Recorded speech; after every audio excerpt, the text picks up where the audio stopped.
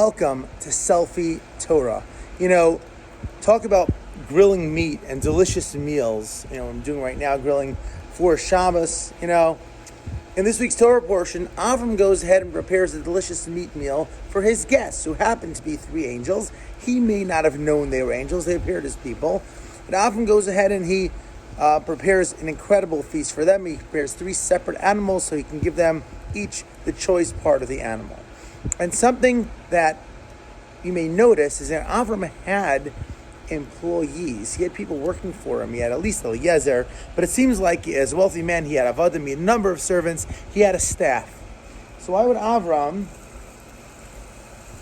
this great and wealthy man, who certainly has many, many important things to do in his life, why would he spend his time personally seeing to the cooking and the serving of these guests?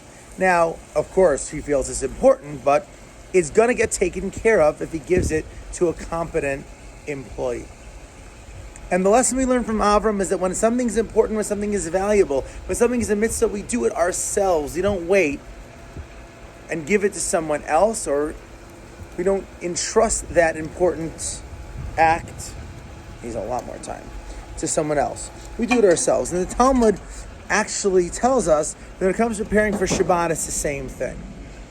There are many great people who have employees who are able to take care of cleaning and cooking and preparing for Shabbat themselves, yet they took the time to personally do at least a chunk of that service.